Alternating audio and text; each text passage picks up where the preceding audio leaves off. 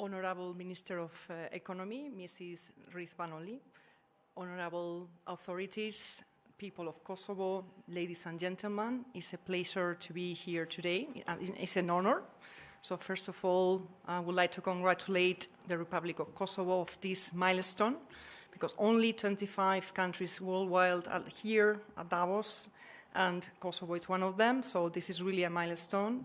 And indeed, we will today analyze all the potential of the country in terms of renewable energies, in terms of developing and continuing developing the energy mix, with the support and the expertise of the panel and the experts that we have here today, really well known and obviously very indeed into the field in their own areas. So before any delay, I would like to please give the floor to the minister. She will give a keynote speech before we start up. And she will be also joining us very kindly, thank you so much, the panel. And we will be addressing, first of all, one question for the minister. And also she will be giving us her view at the end of the roundtable. And I would like to let you know that unfortunately one of the speakers have to leave in half an hour approximately, Mr. Joel Root, so I'm 45 minutes. Yeah, 45 minutes. Thank you so much. So it's very kind of you that you are joining us today, but just will be a pity that you can not continue. But indeed, looking forward to the conversation ahead. So, with further delay, thank you again, and please, Minister, the floor is yours. Thank you so much.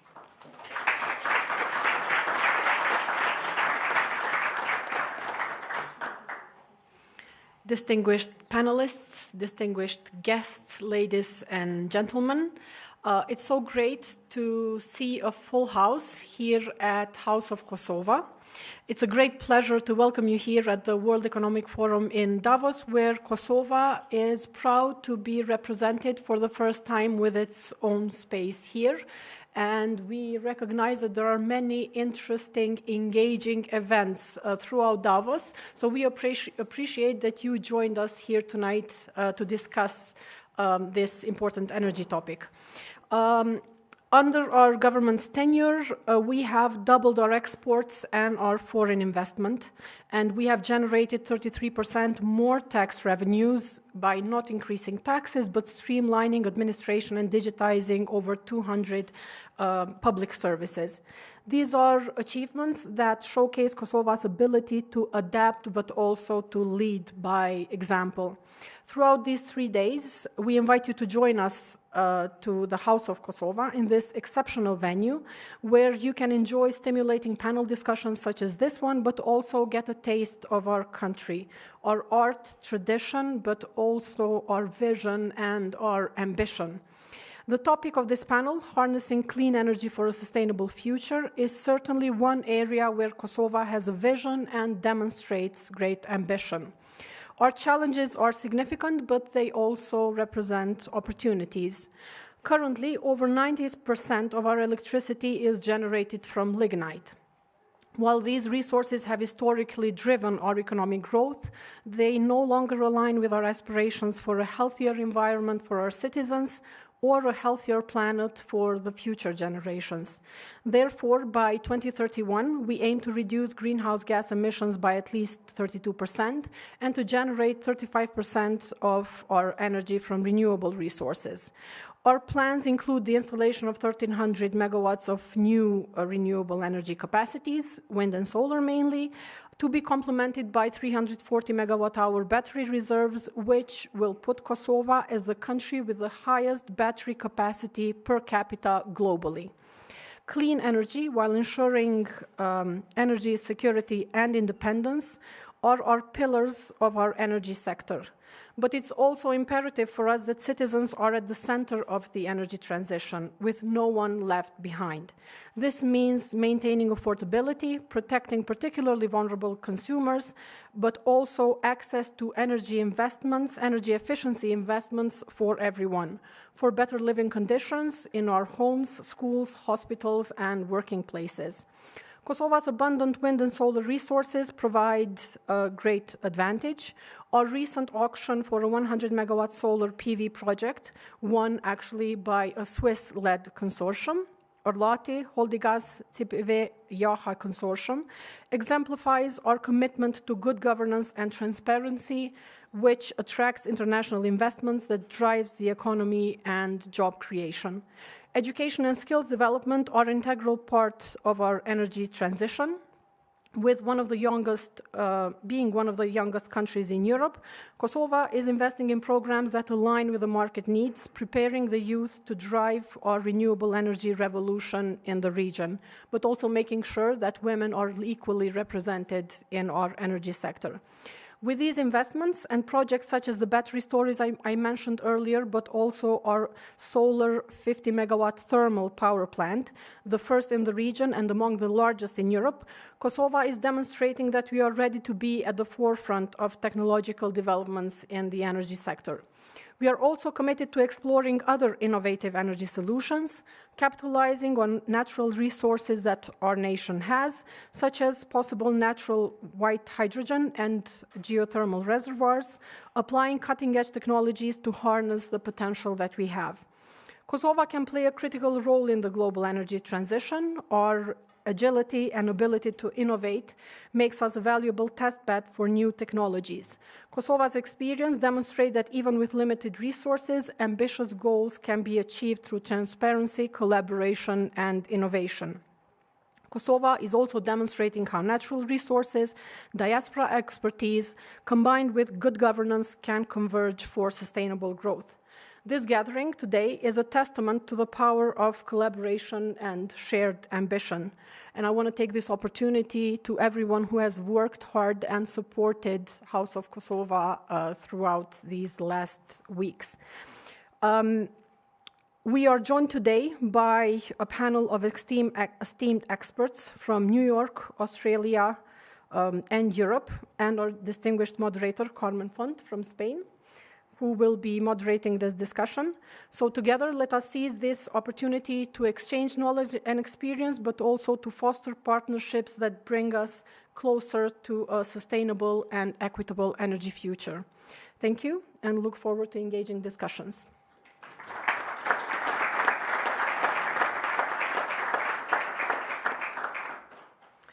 Thank you very much, Honorable Minister of Economy, Mrs. Ridvanoli, for your key words, indeed very important. So we have to look and seek for an energy transition, for renewables, and for the energy mix precisely for the people, right? We need competitive energy for the consumers, for the industry. This is key, without leaving anybody behind, right? So this is very important indeed.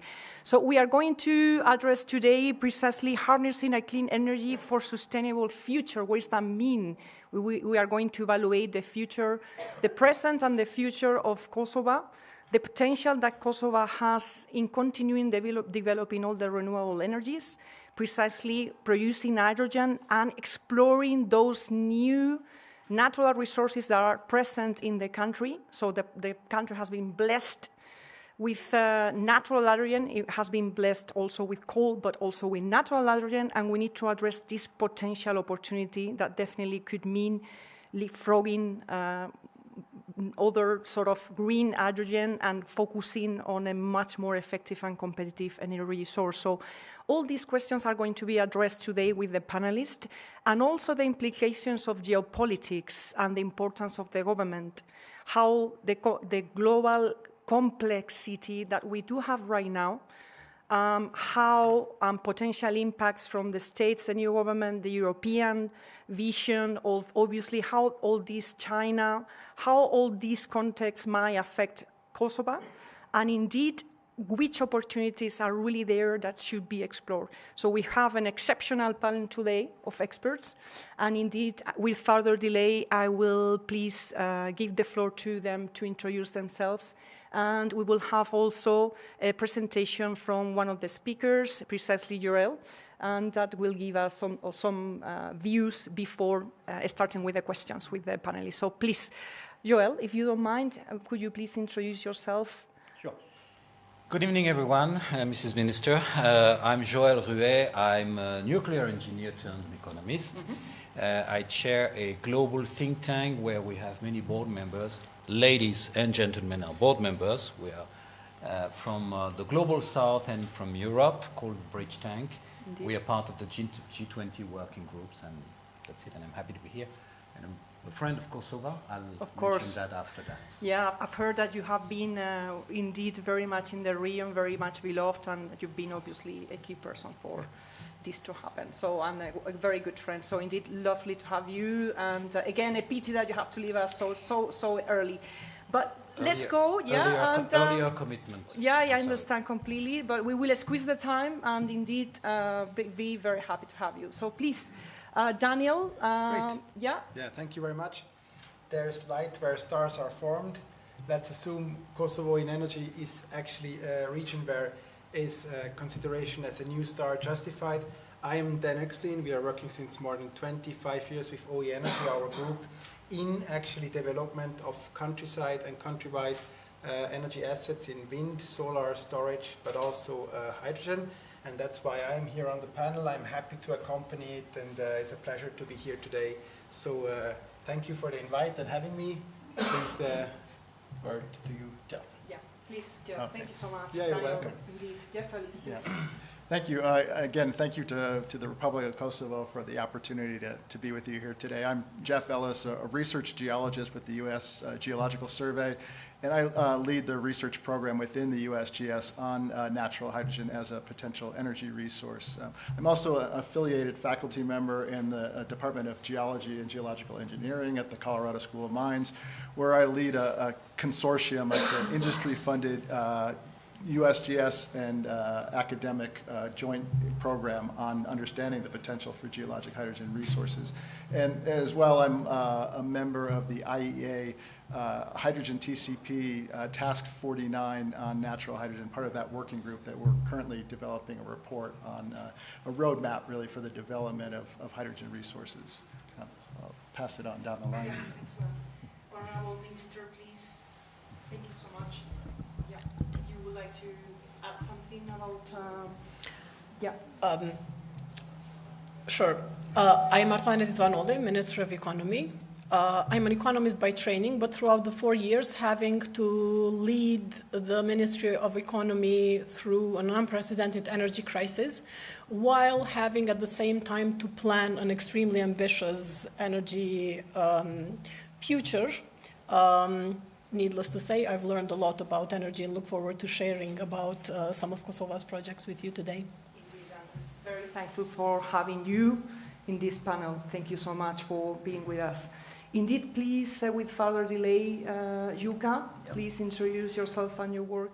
Yeah, thank you, Mrs. Minister. The audience, I'm Jukka Maksimainen, Senior Partner with McKinsey & Company. I lead our energy and materials sector globally. So I've been working with private sector and public sector across the globe on various energy-related matters, investments, energy strategy, and so on. And I'm based in Helsinki, Finland, and it's a great honor to be here with you today. Lovely. And last but not least, please, Grant Nicholas, if you could address to the audience your expertise and your work at Terra, would be exceptional. Thank you, Carmen. Firstly, it's a privilege to be here, and thank you, Minister, for inviting us. And I'm honored to represent my company, Terra A. I'm the CEO of the Global White Hydrogen Group. I also look after Australia, down under. For those of you who don't know, Terra A is a Liechtenstein, Swiss company. The whole focus of Terra A is really to detect and develop critical resources, to make them detectable, to make them available, and to really revolutionize energy and new decarbonization tools. So that's been our focus. My background is a mixture of a number of things. 29 years in mining and energy. I headed up as Director for Resources Energy Infrastructure in Australia, funded many large-scale projects, oil and gas and mining projects. And I also sit on the boards of several companies in relation to renewable energy, storage, and green hydrogen. So thank you for having me. Excellent. So thank you so much again, panelists. Delighted to be with you today, and I hope the audience will enjoy the conversation ahead. And please, Dr. Joël Ruher, if you could please proceed with your presentation. Sure. Yeah, would be lovely. So, yeah, thank you. Yeah, I think, yeah. Yeah, sure. You want to, yeah. No, I'll just, does it work? Yes. Yeah, it does. Yeah, thank you very much. Just a few bullet points as time is scarce. I promise I can make real sentences when I have time, but you'll excuse me with the bullet points.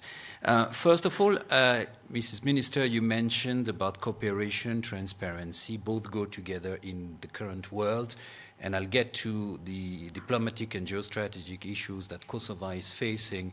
I think a great asset you have is democracy, is the capacity to demonstrate transparency. At a time of data, mining not just white hydrogen, but mining also the data, I think it's quite important. It will be the red thread of my talk.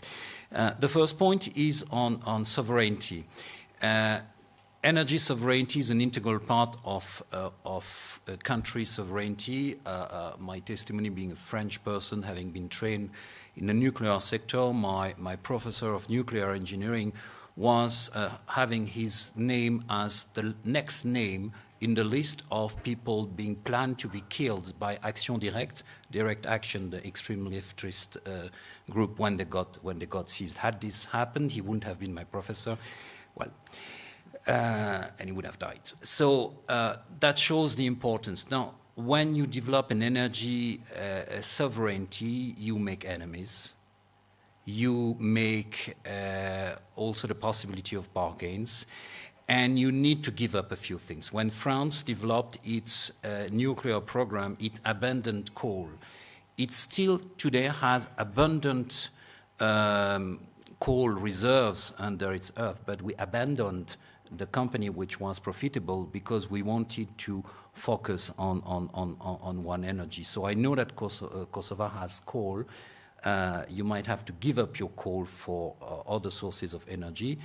White energy, white hydrogen, we wish that for you, but should it be renewables in a more classical way, abandoning or engaging into a path of decreasing coal over the time would be a good tit-for-tat negotiation within the Paris Agreement or negotiating with the EU, with some economic powers in the EU and etc. So this was the first bullet point about the bad news of having to give up something. The second point is more good news, and back to hydrogen, a disclaimer, we were the only think tank invited in 2017, this was in Davos, when the Hydrogen Council was launched. At the time it was gathering captains of industry and enlarged, and now it engages much more with countries. There's Hydrogen Europe. One of my board members is a former president of Hydrogen Europe. I really recommend Kosovo to engage with those two platforms because they have fantastic events. They want to engage not only with their fellow counterparts in the industry and the business, but also with countries. And it's a good platform to engage with. I also think that they've developed quite variegated approach of strategies, and hydrogen is usually seen as a way to green up the energy mix. It's seen as a way to help electrification, but don't forget that the hard-to-abate industries are important. So for the steel industry, for the fertilizers industry, white hydrogen would be very important. In other words, it could be a way to attract those industries, especially in the context of CBAM coming with EU, to attract industries to locate, relocate, partly locate in Kosovo, those hard-to-abate industries. Would you be able to find and develop as first movers within Europe the white hydrogen? And maybe the last point I would want to flag would be back to data and soft power, and maybe geopolitics.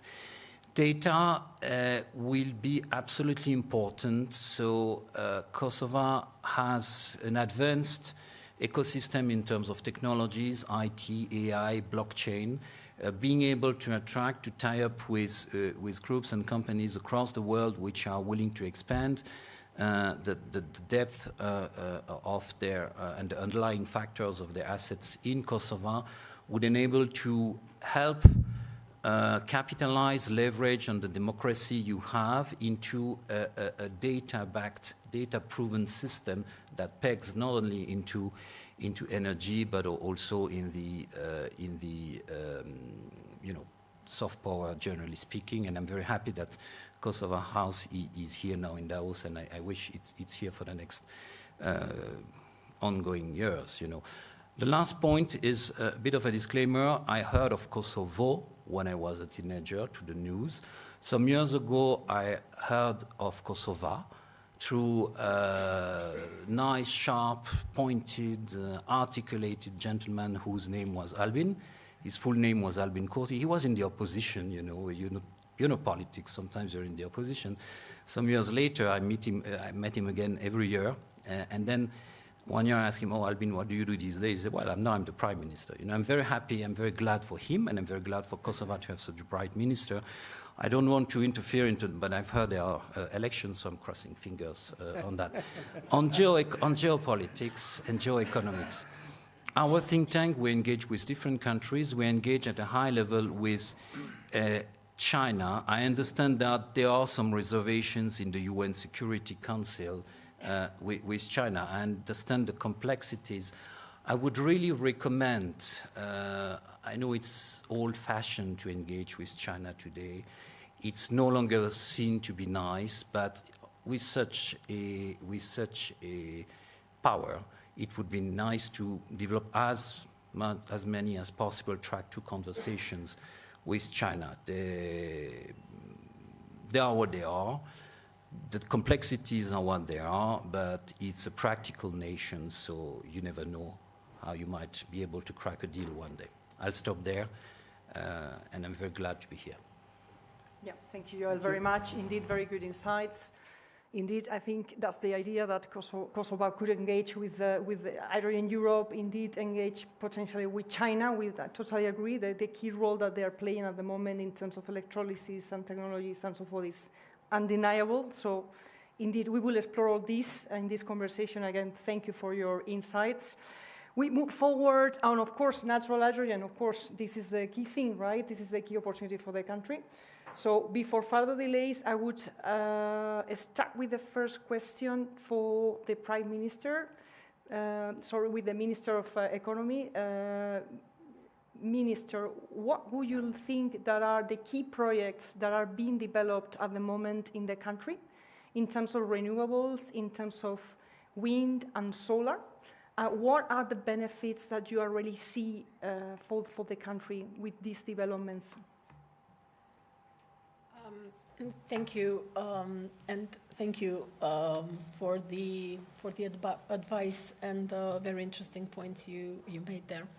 But to your question, Carmen, we've already concluded our first solar auction in a highly competitive, transparent process, which is actually being quoted by the European Association of Regulators as a good example of auction process, which is something that we are very proud of, because we think that this is the only way in which we can develop our energy transition in a way that is beneficial to our consumers, but also puts Kosovo, and it has put Kosovo on the map of renewable energy investments, but also investments more widely, and it has put us at the top of the region in terms of the reputation we have in auctions.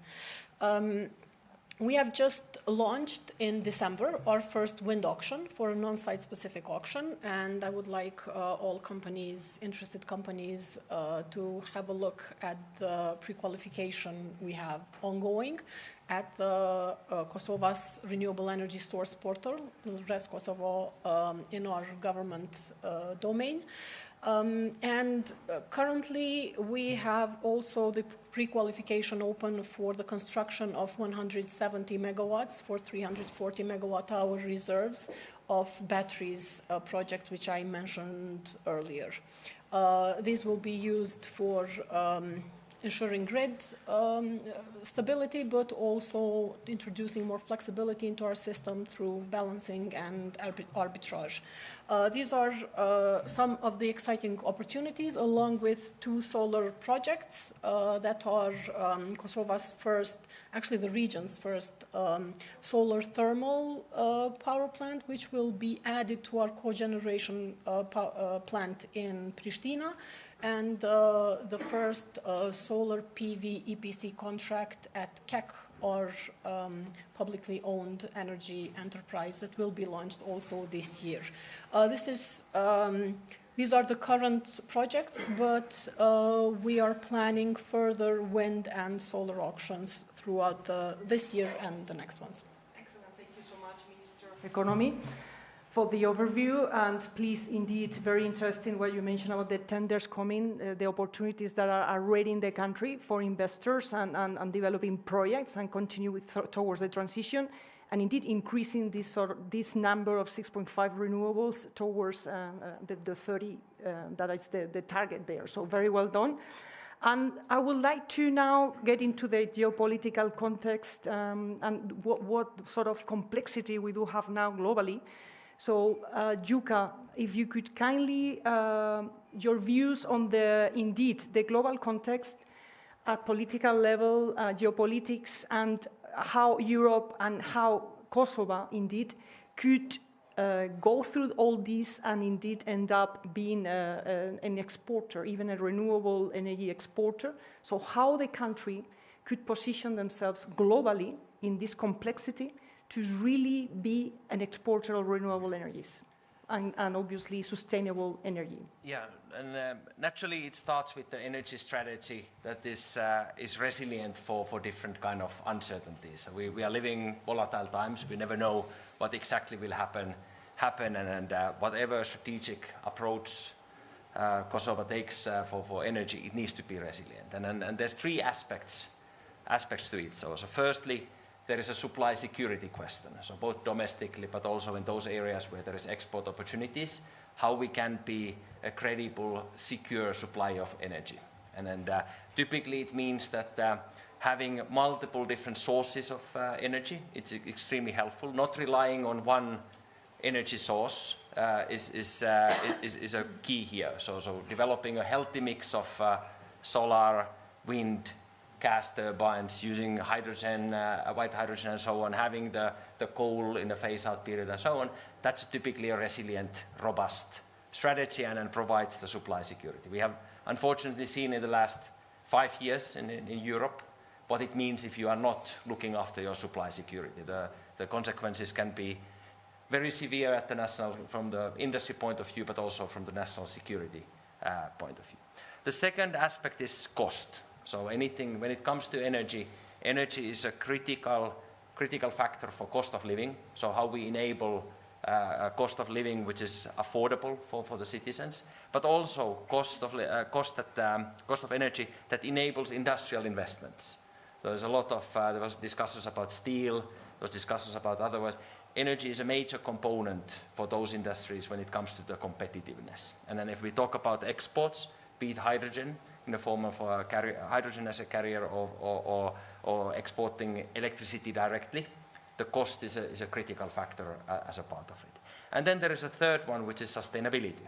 So how we make sure that the decisions that we take today are future-proof, so that also if we think about the EU ETS market and the whole 1.5 degrees and Paris commitments and so on, how we make sure that those things are fulfilled with the strategy that is selected, but also from the local community point of view, the NOx, SOx, the pollution that is basically locally created is such that it can enable the stable increase in life expectancy and so on, because energy also has a significant footprint when it comes to this. So having a national strategy in terms of energy that fulfills the supply security part, the cost of energy part, and also sustainable is absolutely critical. Be it the question around fulfilling the domestic needs of energy or thinking about exporting energy in a form of electricity, hydrogen, or energy-intensive semis, be it steel or aluminium or something else. Yeah, very well. Indeed, you address very key points, indeed, self-sufficiency. So at the end is energy security, energy sovereignty. So we are not just talking about producing competitive energy, we are talking about self-sufficiency, energy security, which is key, indeed, with this global context, current global context. So I would address now, Joel, what do you think is the key role, and Jukka mentioned that also, of the governments? So how decision makers could really make this transition more efficient, right? With the price context that we do have now, and how important is the government, indeed in this case of the government of Kosovo, to implement the right sort of groundings that would allow this transition in an efficient way, and indeed being as efficient as possible in terms of the energy mix? I'll be extremely brief because there's a lot of wisdom in the panel, which I want to hear as well. I think it's two roles. It's vision, and the articulation, the strategy has been described, but vision, and transparency and regulation. And what Mrs. Minister was mentioning about auction system, which is complex, tricky, but an economist is driving the role. So, I'm an economist also, so we support the Economist League. Tricky system, but ensuring transparency is a good news for regulation. So vision and regulation, and letting the private sector come. Yeah. Indeed. I believe that's very good. May I quickly please. Intervene here as well? Yeah, so I believe, based by experience of more than 15 gigawatts of developments in 17 countries, mostly also in Europe, we have to say that auction schemes are okay, but only okay. Because they have never led in the history actually to a result which was self-sufficient for the governments, respectively for the citizens. And when we talk about affordability of energy, and when we look that in Kosovo the price is a third of what German people have to pay in their private households, we really have to focus that the citizens of Kosovo actually, they have the certainty that they can afford, especially their energy also in the future. It's not only about electrical energy, and we have to diversify between electrical energy and power. It's not the same. 3.5 electrical kilowatts give 1 kilowatt of heat. And especially in the development which Kosovo had in the last 50 years, it's really important that we are keeping the people warm at a certain price, and the price should not be too high. So that's basically levelized cost of generation related. And levelized cost of generation go inheritively along with a strategic development of a distributed capacity in renewable energies, and also along a transmission grid which is affordable. Not all of the speed will be given in the region to finance or to harvest the speed in transmission grid elaboration and build out. So that's also clear, because not even Switzerland, Germany, and other Western countries can maintain this.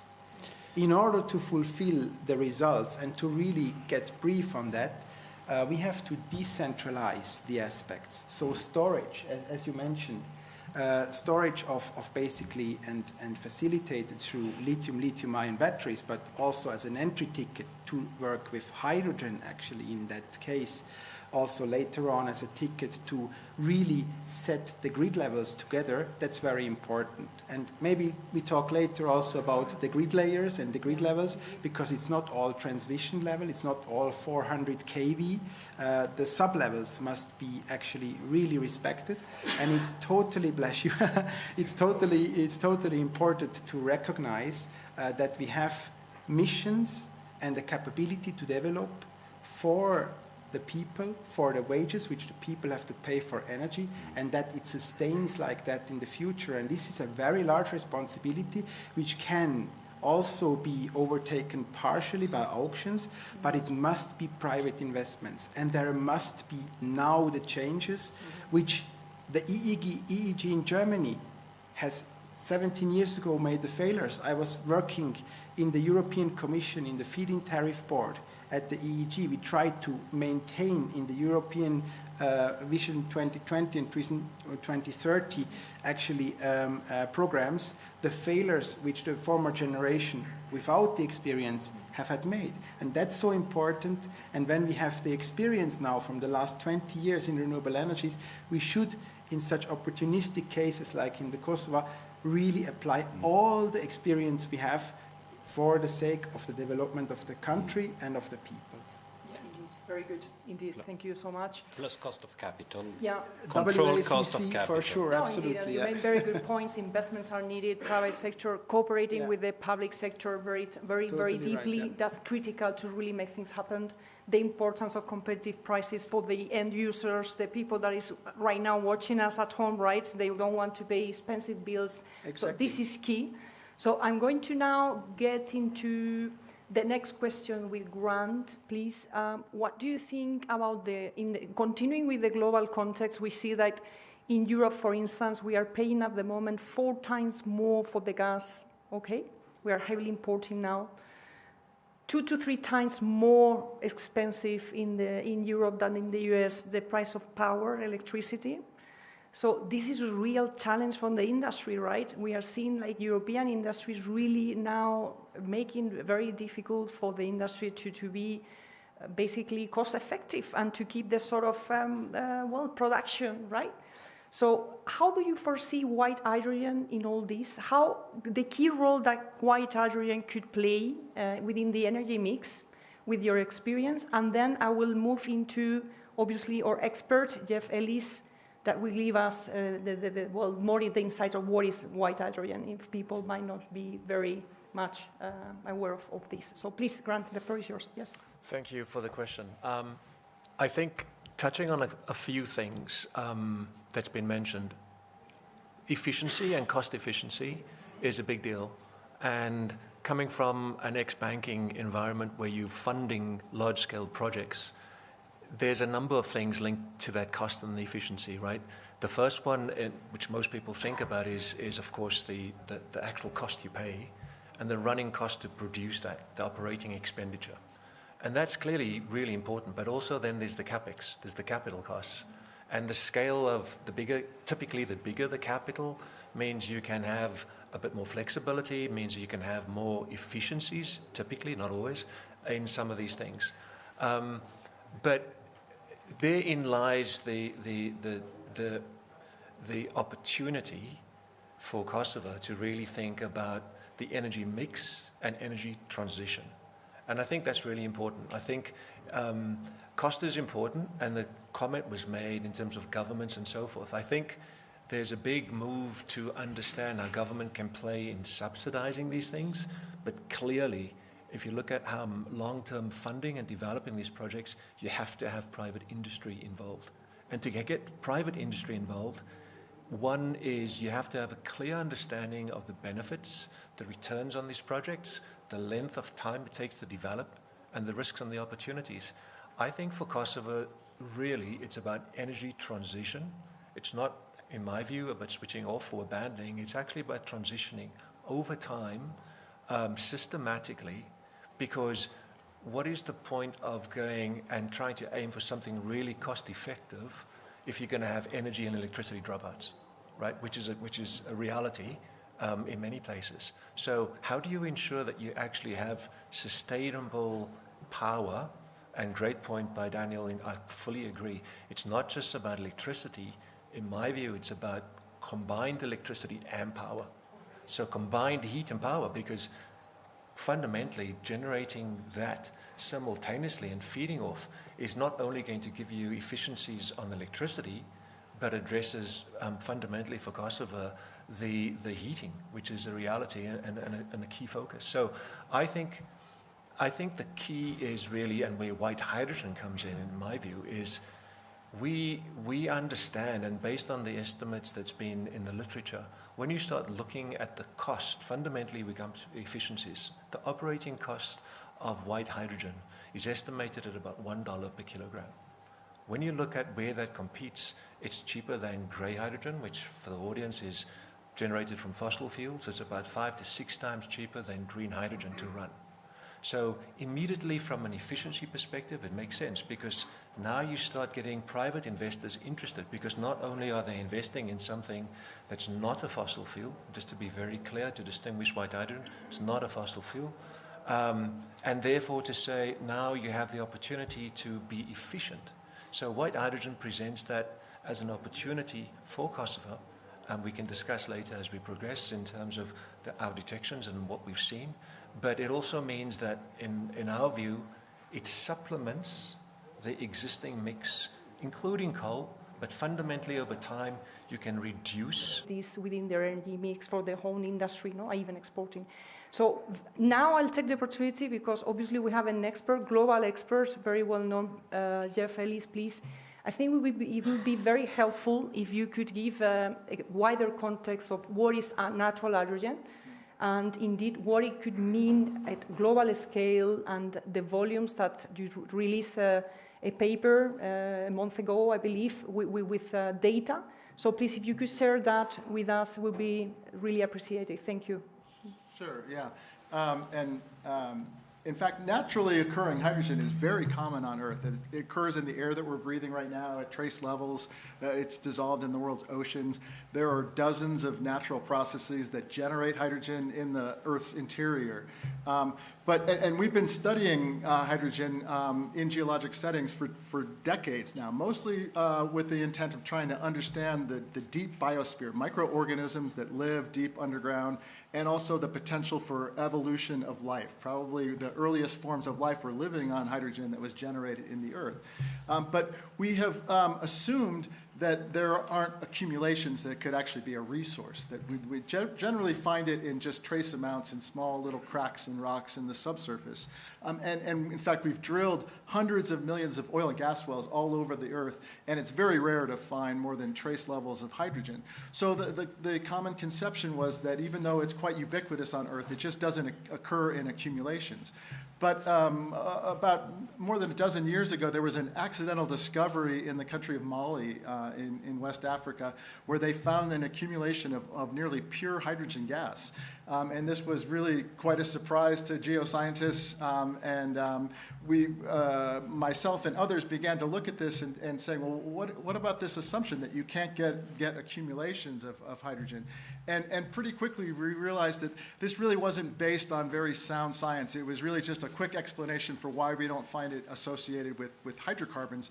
But there are very good reasons why we shouldn't expect to find it associated with hydrocarbons. It's not worth getting into all the details of that, but we now recognize that, in fact, the places where we have hydrocarbon accumulations are not the right places where we should be looking for hydrogen.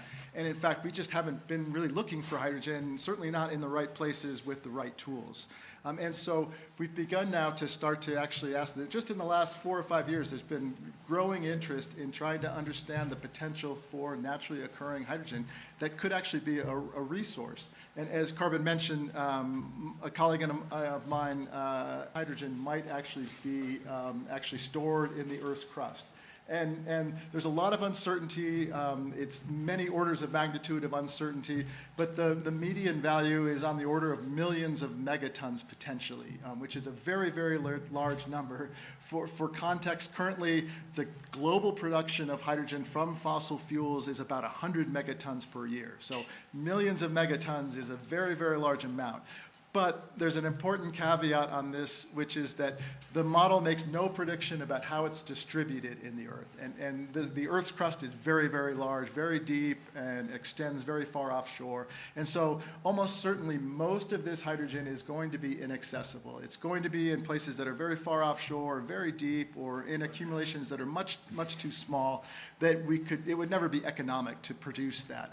But if there really is millions of megatons in the subsurface, just a small fraction of that, for example, 2% of, say, 5 million megatons is 100,000 megatons. So that's 1,000 times more than we produce per year. And it's projected that to meet the demand for green steel and fertilizer and so forth, the production, we're going to need probably 400 or 500 megatons per year to really decarbonize these sectors.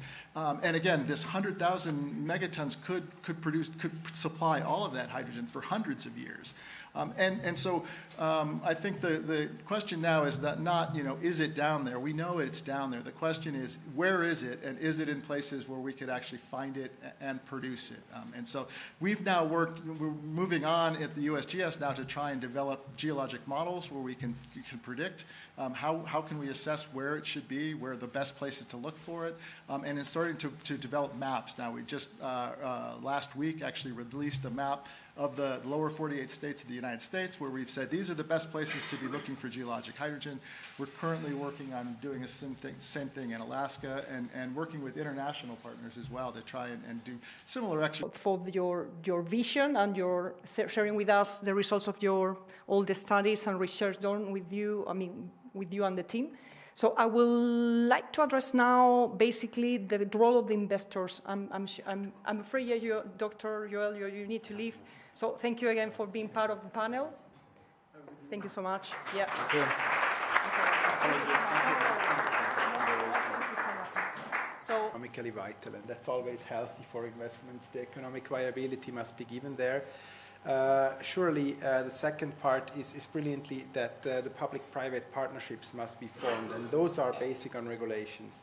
So if we have the chance in a new area, let's say, to evolve and to make regulations which are really combining the public and the private sector, this is a real chance. A chance which in many countries, in many development circles has been missed and is basically paid with a high price, not to say high energy price, so to say. And the third thing is actually the public recognition of the energy generation. I mean, there is really an absolute importance in when we say that the people want to know how they are heated, and that's a justified right everyone has in a country. Not to actually say that this is the common denominator we all have to focus on, but to answer the question actually on one denominator, we believe strongly that a combination of auction schemes, of schemes which private investments are possible on a lower tension level, so it's electrical tension, so maybe grid level 4 downwards actually, where we have a decentralized opportunity. So I make an example for everyone to understand. When we have 10,000 people living in a city, and when we can make this city actually seeing in a bubble, then that's a very vital view, because we should in the future actually see the electrical regions as bubbles, and these must be supplied with basically baseload energy. And baseload energy, what does this mean? Baseload energy is energy which is 24 hours around the clock available. But I would like to tell you and share that only 15.5 to 16.5 hours energy must be really available. The rest can go into a flexibility pool. Mm-hmm. And this flexibility pool has not yet been built by the countries in Europe. So that's something where you need data for, data we have talked about, data which you know when, where, what is consumed, and not only about energy, but also about power. Indeed. And basically heat. And that's basically the most precedent aspect of a supply of a country or a city or a township like a bubble. And therefore, the concepts for us would be in decentralizing on the different tension levels. So when we are looking at the homogenized tension levels of 20 kilovolt, for example, that is perfectly fine, or 35 kilovolt is also perfectly fine. But on these levels, the AC grid connection of generation assets is much cheaper and much more economically viable for the levelized cost of distribution of energy than when we connect and interconnect high voltage transfer systems. And that is a little bit something which we really must look into by also looking what Grant said. I totally agree that the diversification must be given, but diversification which is led by the private investment sector already is defined by economic viability again. And to close the circle in this argumentation, this economic viability will and should shape, in our opinion, the energetic development of Kosovo, actually. Indeed, indeed. I completely agree. Thank you for your insights. Yeah. I would like to now get to Jukka, please. What is the role of McKinsey right now in the energy transition, the vision of McKinsey at global, European, and particularly in Kosovo? So if we look firstly last year, two important numbers from the last year. And one is a sad one, and one is a very, which gives hope. So last year was the year with the highest ever production and consumption of thermal coal. So we talk a lot about energy transition and sustainability transition. 2024, world produced and burned more coal than ever before. At the same time, 2024 was the first year when the energy mix tilted more towards renewable versus fossil fuel. So we added more renewable energy generation capacity than we added fossil fuel-based capacity. So first time ever the mix is going in the right direction. And I think it's important to look these two numbers and recognize that we have still a long way to go. We are still adding CO2 generating electricity capacity in our global energy system. At the same time, already today in most parts of the world, the wind, solar-based additional generation capacity is the most cost-competitive capacity to add. Yes, it comes with certain system challenges that has been discussed here already, but it's already today more competitive than building new natural gas or thermal coal-based capacity. So that's an important part we are on the way, and this transition is inevitable, and it is coming from the fundamental basis. Now, as mentioned, it comes with complexities. So there is the question that how you have the balancing power. So what's actually the way of sun is unfortunately not shining around the clock, especially in Finland. We have not too many hours of sunlight in these hours and so on. Sometimes it wins, sometimes it doesn't. So you need to have a solution because electricity, you need to have at home your freezer. You need to have your food there in good condition, regardless of the wind. So you need to have a alternative. And I think it was discussed already that we should not be too purist in this way. There's a transition period. We will be needing during the transition period coal and natural gas and diesel generators and so on. It's important that we are on the way to the right direction, that we are not fighting against the inevitable. I think it's also important to recognize that consumer behavior needs to change. So the mentality that I'm entitled to consume electricity or heat whenever I want, it's highly likely not the case in the future. So if we look at the markets like Nord Pool market in Nordic countries and so on, we have now electricity that is priced in 15-minute time windows. It will be moved to 1-minute time windows. And then the reason why we are doing it is to give a price signal for the consumer, be it industrial, commercial, or residential, that they, with their own behavior, can actually influence their electricity bill. In many countries, you have fixed tariff that you are paying, so you don't have the same incentive to actually change your behavior. We have seen that this price elasticity, when you provide the tools, it influences heavily the consumption behavior. So people start charging their electric vehicles when the electricity is free. For example, last year, month of August in Finland, more than half of the days we had an electricity price that was negative. So to consume the electricity, you were receiving money effectively. Of course, there is grid charges and so on, and tax, so it doesn't work exactly that way. But that was effectively. There was the power generation companies needed to pay to be allowed to inject the capacity.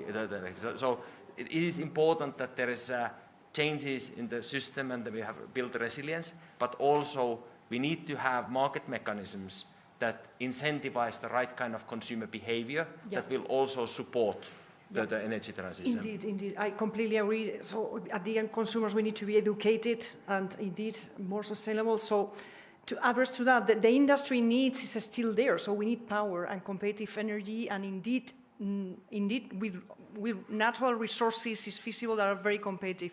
So what is just to conclude before going to Grant, because I would like to see his views is exactly in the same, what is the role, or could be the role, the critical role of natural hydrogen in this industry need and the global need that we have more and more of competitive energy with all the data centers coming, with all the AI coming, that is really a need. Yes. So what do you think, what is the role of natural hydrogen? Hydrogen firstly, starting with the molecule itself, it is absolutely crucial in today's industry. So if we look at chemical industries and so on, it's a critical feedstock to produce chemicals. It is needed in petrochemical refineries as a part of the production process. It is highly likely going to be an important source of energy for steel manufacturing process, potentially cement and so on. It is most likely also a way to store energy for these droughts and so on. So it is a critical molecule. Now, what's the role of natural white hydrogen, natural hydrogen, or so on? As mentioned, there is only one location where white hydrogen today is exploited. It's Mali, relatively small scale, and so on. The most critical step is now to see the first industrial scale exploitation of white hydrogen, because that will give a proof of concept that basically we are capable. Like I can paint various scenarios and so on, that how this could work and so on. We need the facts. We need to see the first, and it's an exciting opportunity for Kosovo to be on the front, basically on the cutting edge of this, and basically see that, like, could it be? And the value of hydrogen is extremely big. So if we can monetize large-scale hydrogen, natural hydrogen related opportunities, in the best case, I could paint a picture of basically what Norway has experienced with oil. That is for me painting the dream picture. And then maybe the more challenging picture is it doesn't work out. So and what is the realistic outcome between those two extremes? Like, our view is that it's somewhere in the middle. It's going to be an important part of the solution of an energy transition. But the most critical thing is to get the first industrial applications on this. See how we can extract this in industrial scale. Yeah, absolutely. I think completely agree. We need to see projects in the ground. So hopefully before the end of this decade, that would be crucial, because indeed there are many players there in the shadows doing a lot of things. It's very sensitive. A lot of basically very high value projects that could be developed, and indeed rights of the exploration. So a lot of players doing a lot of things in the shadows, particularly the oil and gas sector, right? So please, Grant, could you give me your overview of basically, with all the experience that Terra-A has at global level developing precisely that, like scoping opportunities within the white hydrogen, natural hydrogen, globally, projects being developed at global scale. I would like to see your view precisely on that, how Terra-A has been working precisely in natural hydrogen, bringing it to exploration at commercial scale with your global projects, then in Europe, and now obviously particularly in Kosovo. What is the potential in Kosovo and what that would mean for the country? Thanks, Carmen. I'd just like to touch on one thing, if I may, that Jukka mentioned, just even before I answer that, which is the balance. That balance is not to be understated, and it's admirable of the Minister and how they are focusing to try and address that balance. And it's not unique to Kosovo, as we all know. Even in Australia, the balance between, do you spend the capital to refurbish your coal-fired power stations, or do you just not spend it, and then what do you rely on baseload? That is a dilemma that is going around many countries. And how you do that in a systematic and efficient way is the key. And I think blending that position with your question, which is now, what's the role of white hydrogen, is something to say, well, we see that something, we see the potential, which I'll elaborate now in terms of Kosovo, but that needs to happen. That work to fully understand and to develop it needs to happen now, so that you can be up and running commercially and viable to fill that gap. And that gap is baseload. I come back to baseload again, because fundamentally, if you want to run an economy, you need to do that efficiently. And also, if I touch on the Kosovo paper, the first strategy, which is energy resilience, it's flexibility, it's scalability and reliability. So that and that efficiency built in. How do you address that? And what's the role of white hydrogen to address that? I think it can do that. I think it can be, we discussed the cost before, efficiency. We discussed the scalability, which we'll talk about now, and where does Terra fit in. So for most people, they wouldn't be aware of Terra deliberately. We've not been in the spotlight. We've taken 10 plus years to develop our technologies very quietly. Since 2021, we've started commercializing that with very selected parties around the world. And why? Because we've been focusing globally on some of the mineral deposits first. That has been in South America, in Africa, Mongolia, in Australia. Water. We've been focused on very successfully, especially in Kosovo for the last 4 years, very successfully in terms of water. Linked to that is the synergies with geothermal. Jeff touched on that earlier, which is there's certain ingredients that you look for in terms of the combination of the source rocks and what creates and the interaction with water. And we've developed this technology that gives us a lot more clarity. It's a non-invasive remote technology. It gives us an idea of the actual depth of where these potential white hydrogen reservoirs may be, or accumulations, before we can say it's a reservoir. That gives us insight, okay? And we know, we've done the initial scan in Kosovo. We know that it's there. We can see that it's a range of depths all the way down to 2,000 meters, for example. It corroborates with some of the work in the survey that's been done and is public available to say that there's white hydrogen being detected already. So we can relate to that.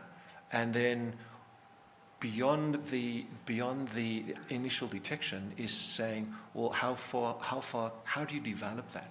Okay, so the whole focus and the utilization of our technology is it's a combination of the hardware, the software, plus the AI, right?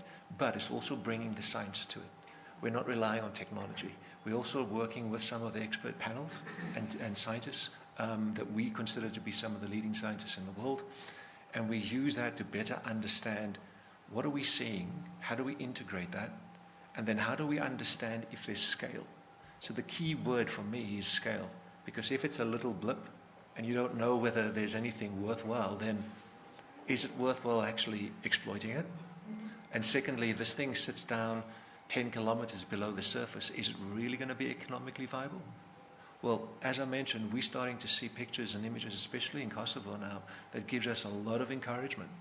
This thing is not deep. It's sitting below 2,000 meters. We can start seeing how we could potentially develop that into a full-scale project.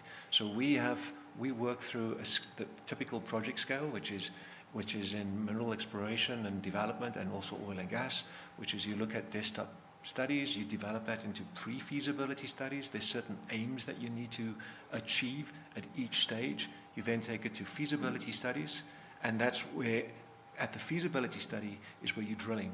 Okay, so the key for us is we use our technology to shorten the time and save the costs and make certain that before you actually drill, you have a clear understanding of what you think is there. Yeah. And then that's how we develop it all the way through. Excellent. You make I would say two key things. Thank you very much for the overview of how Terra A has been globally and particularly here in the country, in Kosovo, exploring this opportunity. So you mentioned that the readiness, right? The readiness of the technology with all the science behind it. So when could be feasible to have sort of the confirmation of the volumes, what we are talking about, what would that mean in this country? Another great question. So maybe I'll answer that in the first way, is to say the technology that we use, when I say it saves time, we've got 3 key phases. I won't bore you with the details now, but after each phase we get more and more confident about what's there. Not just the detection, but also an idea of potential, the gas composition, and we look for the white hydrogen and this helium and other elements. So we start having a better understanding of what is there. That whole phase, as we move from phase 1, phase 2, phase 3, as we move and we progress, we get more and more certain, and we can have better understanding of what is there.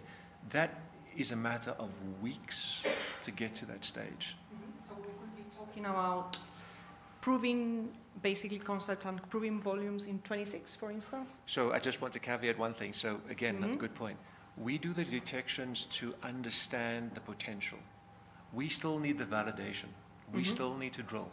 And the drilling is, Kosovo, we've run our numbers. We think that the potential is there. We want to do the full studies to present that. That drilling is obviously a function of drilling complexity. How deep do you go? You then have to do the assays and all the gas tests and so forth. That may take some time, but to go from the initial studies to the end of the feasibility, we're probably talking about between 2 to 3 years to finish that feasibility study, and then you move forward. But yeah, that to will commercial phase. We are talking indeed to commercial phase. Exactly. And if you take that, then once you've got that feasibility study, you then move into what's called the field development plan, which is saying, how do you then commercialize it with the energy mix?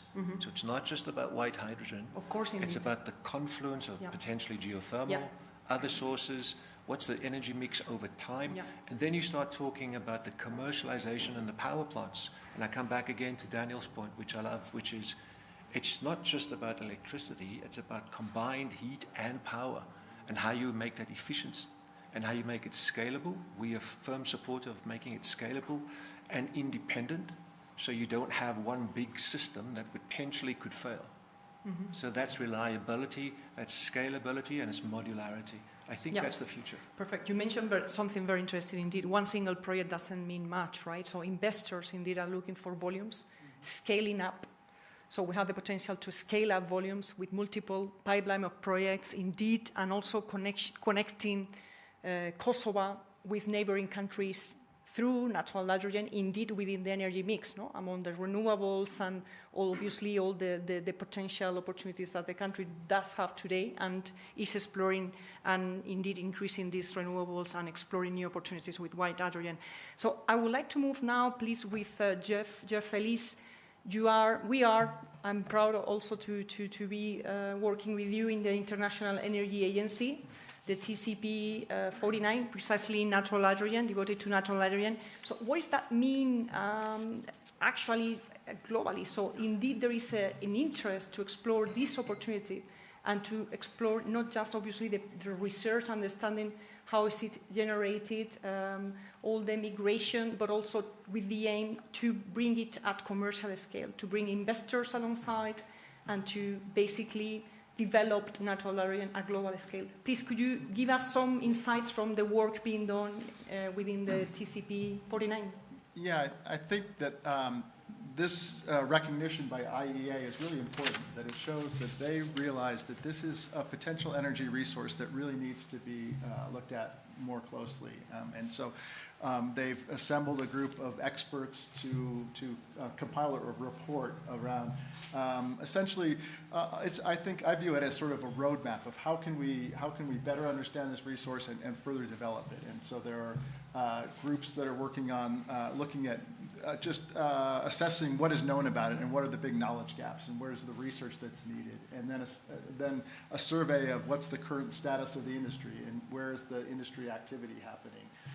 And then another group looking at an effort actually that I'm leading on how we do economic evaluations and resource estimations on this novel resource that we have no actual production data that we can work off yet. So it's still very much an open question there. And then also looking at regulatory and policy as well as financial arrangements that need to be in place to try and develop the resource, and then finally looking at environmental impacts and the full life cycle impact of the development of geologic hydrogen. So that's the overall scope of this, and we'll have the first edition of the report out later this year, which I think is going to be an important milestone, really. Yeah, excellent. Thank you so much. I would like to come back to you with another question in terms of the Senate and how it was presented in the US. We are starting to be tight with the time. I want to ask, indeed, Daniel, how do you see basically the energy mix here in Kosovo? So you have a lot of experience with deploying projects in renewables and photovoltaic and so on and so forth. Yes. How do you see this cohesion with natural hydrogen, for instance? I believe it's a game changer when we talk of hydrogen prices below 5 euros or $6 per kilogram. $1 which we mentioned would change the world, actually, that we all know, because then that's a breakthrough. We fill our fleet of hydrogen cars in Switzerland today for 21 Swiss francs per kilogram, just that you have a comparison at home, and also the audience, however.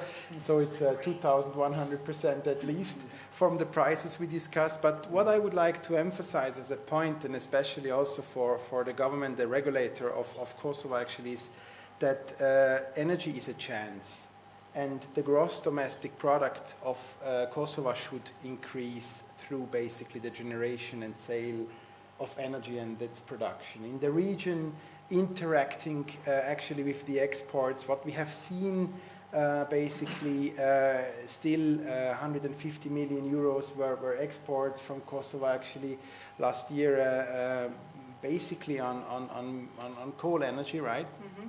However, also in last year compared to that was imported roughly 4 times more than the years before, and that accounts to 140 million. So we have an equivalent balance. Mm-hmm.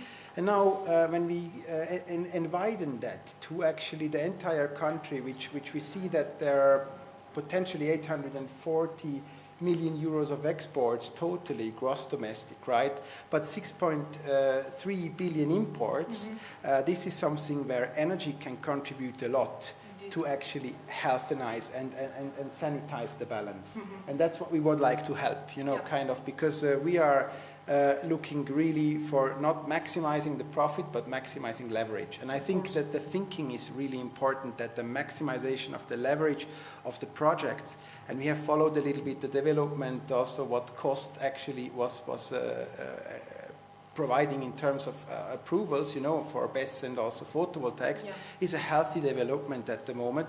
But when we are looking into 1,400 megawatts of demand, yeah. And the capacity, and see what will then be the consumption, because it will very much raise the electromobility in Kosovo. It will very much raise the demand of people which are having intelligent and combined heating systems. Mm-hmm. We could go a lot more elaboration in respect to your mention of the time.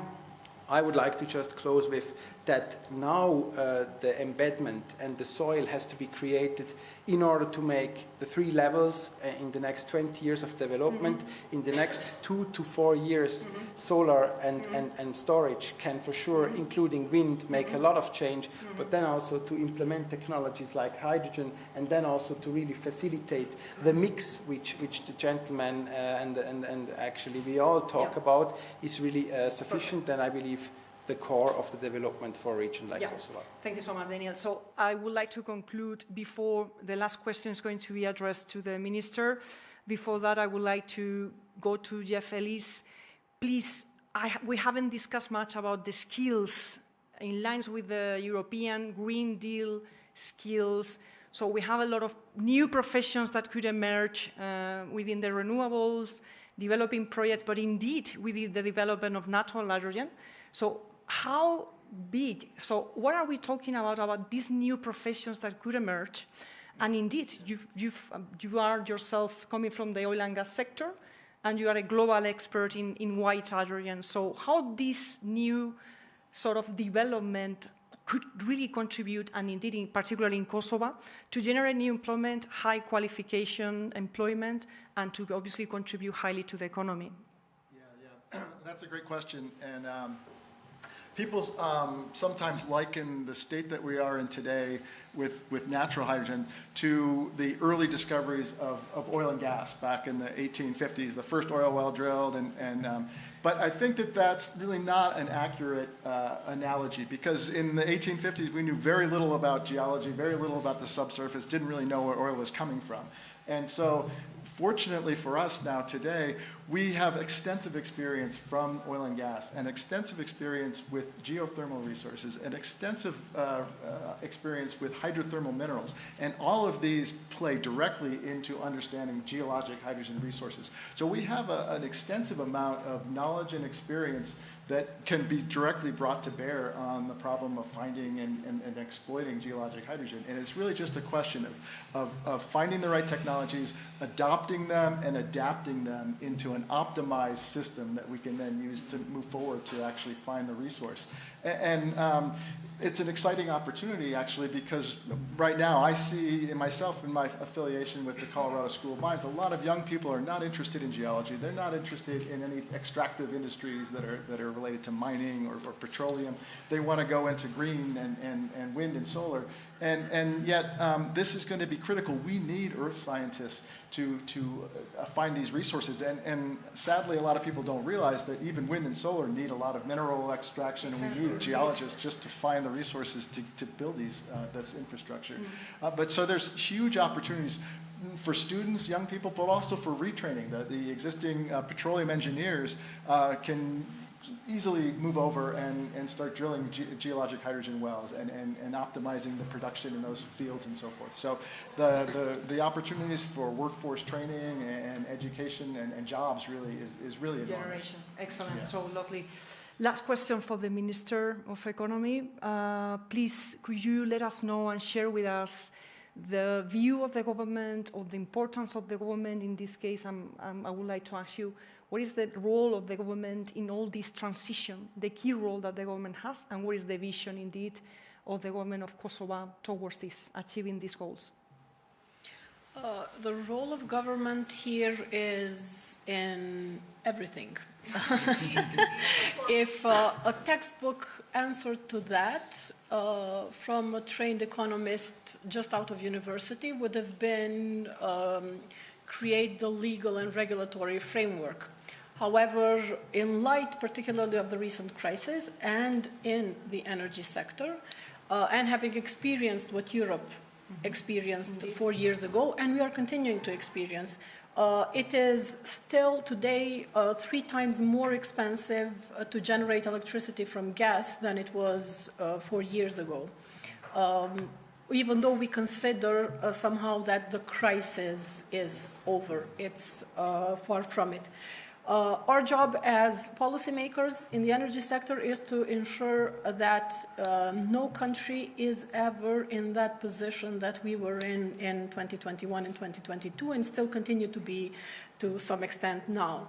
So ensuring energy sovereignty is one thing, and the second thing is getting rid of this fallacy, which was in Kosovo, but I think also throughout Europe and not only Europe, that the generation must blindly follow demand, no matter the conditions. The crisis, this is another important lesson that we learned from the crisis. It's to look at how much energy we are consuming and do we have to actually produce this. In the case of Kosovo, this is even more pronounced. In Kosovo, we consume 4 times more energy per unit of GDP compared to the EU. So the scope for increasing energy efficiency is large. So it is throughout the region, but it's high also in Europe. The role of government here is also to create the regulations and for energy efficiency, for demand responsiveness on the one hand. The role of the government is also to provide investments such as those in district heating systems, which need to be supported, which will be an important part of the puzzle for providing that energy that we need, because in Kosovo, but also throughout Europe, when we talk about energy needs and the gaps, it's mostly about energy for heating that we are talking about that is creating problems. And this means that there will be less need for expensive grid development investments. introducing concessional financing into the mix. For countries such as Kosova, this is extremely important. We cannot fool ourselves that the energy transition costs can be borne by the consumers and immediately. This is something that we are well aware of. Public-private partnerships, also very important. And finally, as policymakers, we need to accept that right now the energy sector, it's a rat race. It's both has advantages and disadvantages. The sunk costs are high. There are no small mistakes that you can make in energy.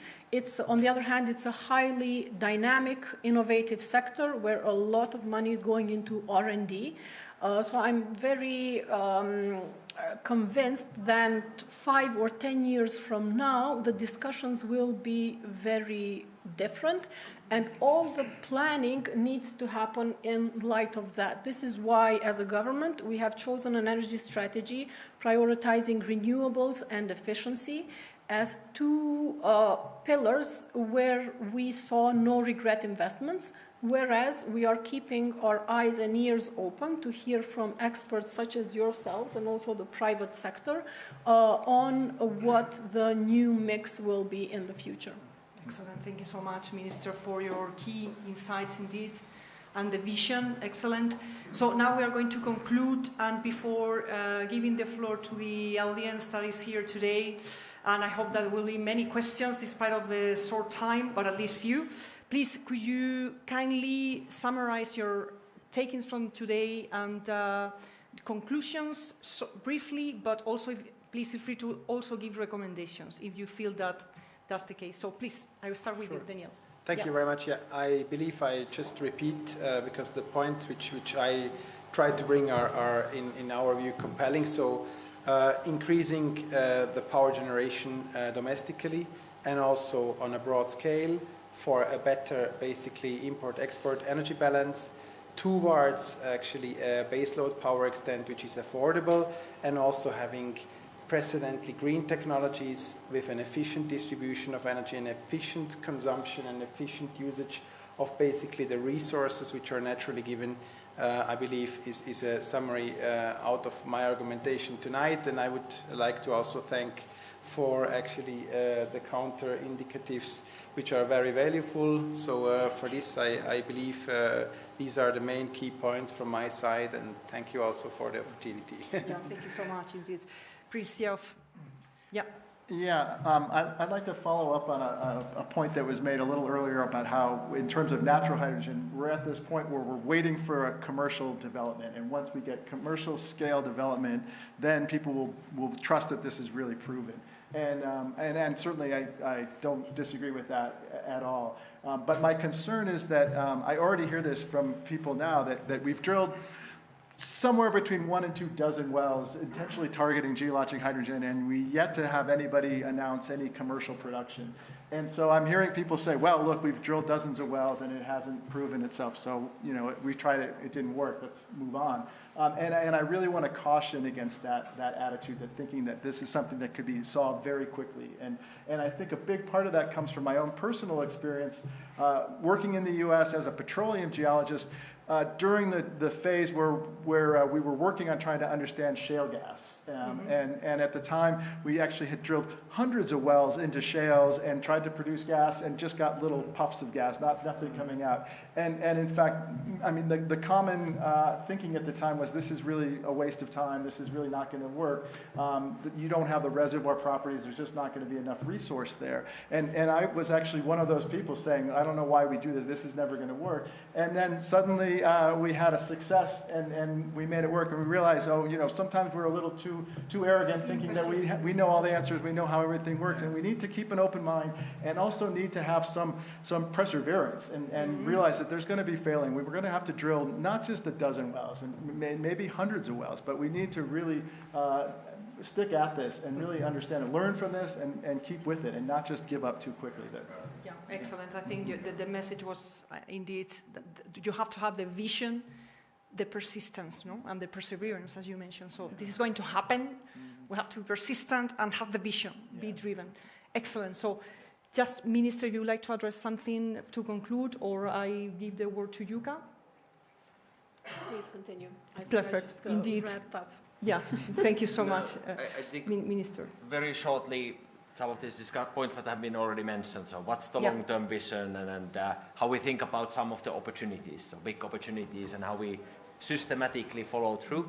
At the same time, there are those no-regret moves that the Minister was mentioning. Renewable energy in the money today, it's worth, especially the private sector in a market-oriented way, participates in the build-up, makes all the sense on earth to increase the production. Demand-side response, be it in a form of efficiency or just changing the profile of energy consumption intraday as a result of price signal or something else. That's also something that is a no-regret move, makes sense in all future scenarios. So having the both, in a way, playing the both games, the more visionary long-term, having a perspective where we can maybe, at the same time taking immediately action now. Something is in the money now, makes all the sense on earth to do now. Excellent, thank you, Jukka. And last but not least, please, Grant. Thank you. Your takings from the I think my one comment to you to reiterate is a balanced view. I think a balanced view, a transitional move to cleaner, greener energy makes perfect sense. I think understanding what options are available with regards to the energy mix and planning for that is the opportunity for Kosovo. And fundamentally, if Kosovo is able to produce clean energy at cost-effective prices, I think the opportunity is far bigger than just meeting demand and actually providing heating and electricity. I think it will become a central focal point for Europe and arguably the world if we can commercialize white hydrogen. It has not been commercialized at scale anyway. And that opportunity exists for Kosovo. And to do that, it will attract private investment and others because now you have efficient, clean energy. Industry, manufacturing, etc. will all bloom from this investment. And I think last point to touch on what Jeff mentioned, I fully agree. I think the more we delve deeper into this, the more we realize how deep the knowledge cavern is. Mm-hmm. And so we are in no means arrogant. We are reaching out to the experts and the additional experts, additional information to incorporate the science. Relying on technology by itself is not the solution. Relying on people alone is not the solution. The integrated, combined with government is the solution. And that's the way forward.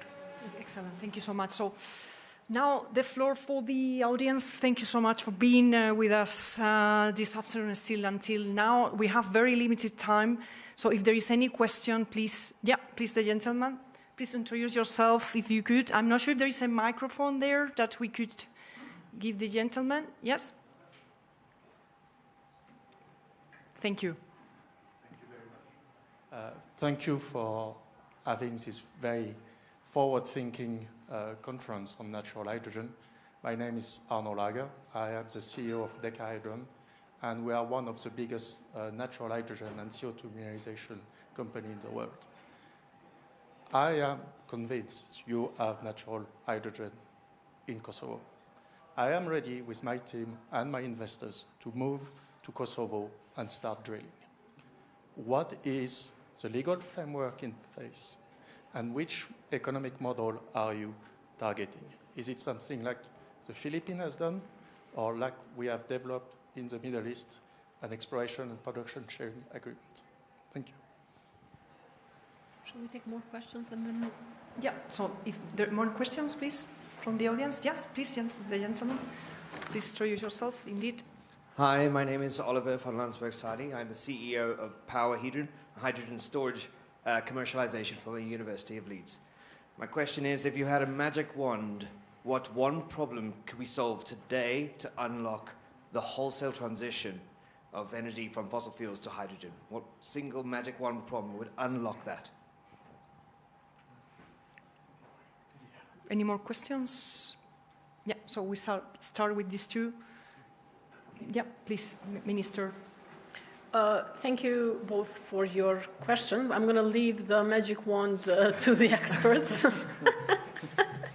On the regulatory framework and the model, this is something that we are just starting to explore now. We have no regulatory legal framework in place now, but we are at a stage where for the whole sector there will be an overhaul of the legal and regulatory framework. So this will also be included. Same for the models. We are just starting to explore the possibilities, and we look forward to hearing any models, ideas from you in this conference. Thank you so much, Minister of Economy, for your insights. Indeed, the role of government is critical here, and indeed very well that you are thinking about including this regulation within the transition strategy, right, for developing potentially natural hydrogen. Excellent. Who would like to address the magic one that will, what is the key thing that you think that might really help unlocking the potential of the energy transition? So who would like to answer this question? I'll start. I'm biased toward natural hydrogen, so and we could certainly use a magic wand for natural hydrogen. And I would say, you know, if there's a technology that could actually image hydrogen accumulations in the subsurface, that we could actually, you know, just run it over the surface or something, and it would show you, okay, you have hydrogen down here, 3 kilometers. This is the size of your accumulation. If it's truly the perfect magic wand, it would even tell you what the gas composition is. I think this is one of the big challenges for natural hydrogen is it's not going to be 100% pure hydrogen, and so it's very likely going to be associated with other things, potentially methane, CO2, things that you don't want to find. And so if we could somehow know that before we drill on the ground, what's actually down there, that would be phenomenal.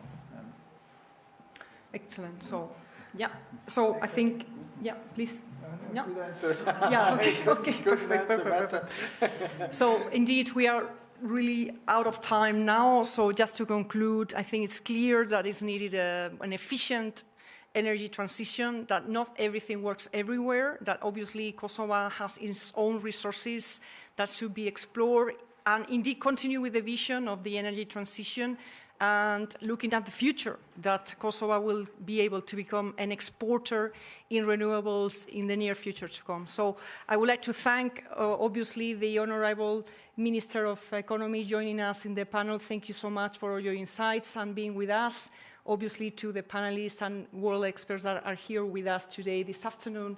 Obviously, to the people of Kosovo that is watching us, big thanks for being there and interested in the topic. And indeed, to the authorities and distinguished ladies and gentlemen that are joining us today in this panel.